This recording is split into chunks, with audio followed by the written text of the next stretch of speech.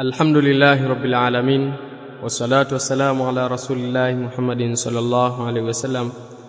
اللهم اغفر لنا ولشيخنا وللمؤمنين والمؤمنات والمسلمين والمسلمات الأحياء منهم والأموات.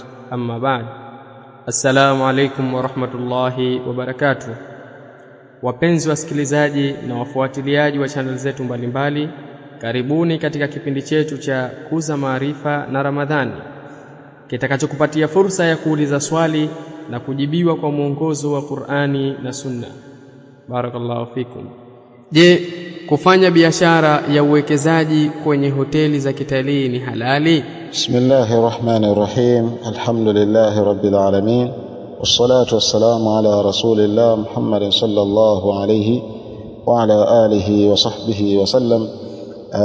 Muulizaji anauliza swali lake kwamba je, kufanya biashara ya uwekezaji kwenye hoteli za kitalii ni halali? Tunapozungumza hoteli za kitalii, maana yake kwamba tunazungumza hoteli za kufikia wageni, hoteli ambazo zinafungamana na kufikia wageni.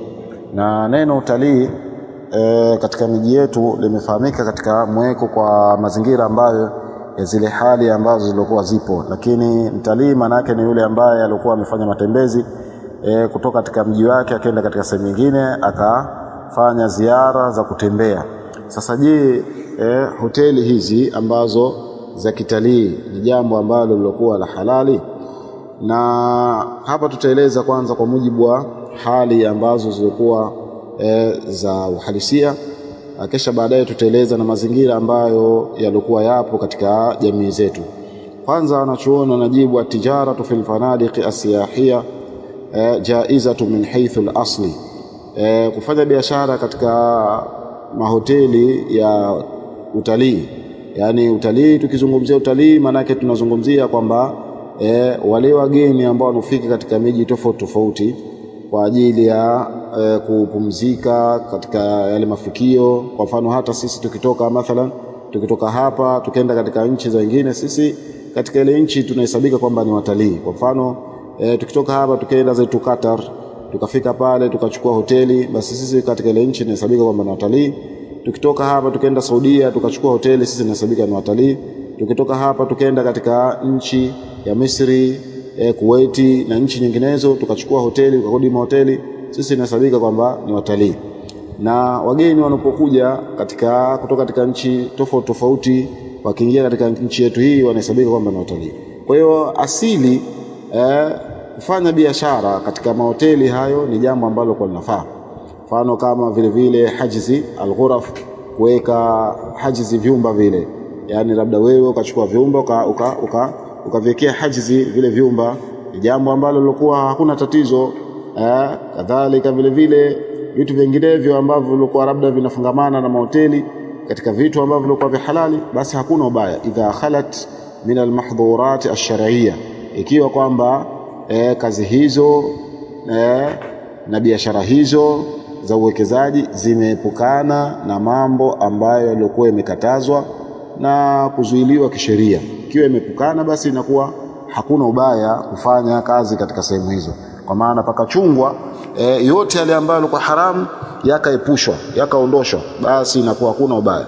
Walakinaha tahrumu idha tadammanat al-i'anatu ala ma'siyah, lakini itakuwa ni haramu itakapokuwa kwamba pamekusanya jambo la kusaidiana katika mambo ya haramu, katakdimi al-khumur wal-qimar au ikhtilat, kama jambo la kutanguliza mambo ya pombe, kamari hizo kana chezwa au michanganyiko.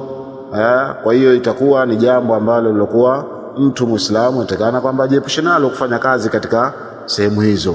Kufanya kazi katika sehemu hizo atakana kwamba ajiepushe nalo, kwa sababu jambo hilo litakuwa ni kutia nguvu yale maovu ambayo yanofanywa katika sehemu hiyo.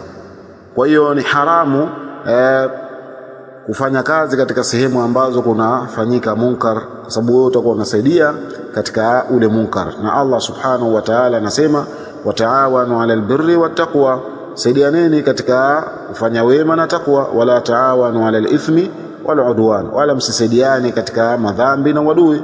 wattaqullaha, na magupeni Allah subhanahu wa ta'ala, inna Allaha shadidul iqab, hakika Allah yeye ni mkali wa kuadhibu. Kadhalika Mtume sallallahu alaihi wasallam asema, man daa ila huda kana lahu min al-ajri mithlu ujuri man tabi'ahu la yanqusu dhalika min ujurihim shay'a, yoyote ambaye atakilingania katika uongofu inakuwa kwake yeye kuna ujira mfano wa ujira wale ambao watakofuata uongofu huo, hapapunguzi jambo hilo katika ujira wao chochote kile. Wa man daa ila dhalalatin, na yoyote ambaye atakilingania katika upotovu, kana alayhi min al-ithmi mithlu athami man tabi'ahu la yanqusu dhalika min athamihim shay'a, yoyote atakayelingania katika upotovu na katika uovu, basi panakuwa juu yake mzigo wa madhambi mfano wa madhambi ya wale ambao wenye kufuata uovu huo na mabaya hayo, hapapunguzi jambo hilo katika madhambi yao chochote kile.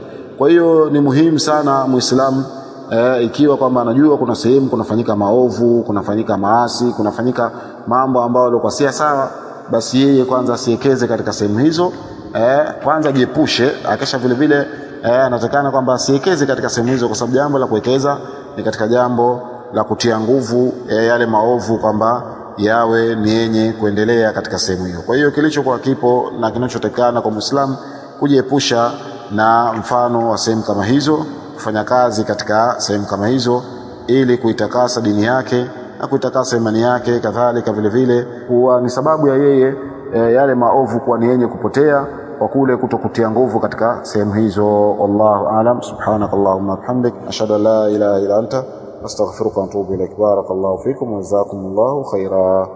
Na hapa ndiyo mwisho wa kipindi chetu kwa siku ya leo. Tunamwomba Allah subhanahu wa ta'ala atukubalie matendo yetu na tuwafikishe kuyafanya kila matendo ya kheri, innahu waliyu dhalika wal qadiru alayh. Usikose kufuatilia kipindi kijacho. Subhanakallahumma bihamdika, ashhadu an la ilaha illa anta, astaghfiruka wa atubu ilaik.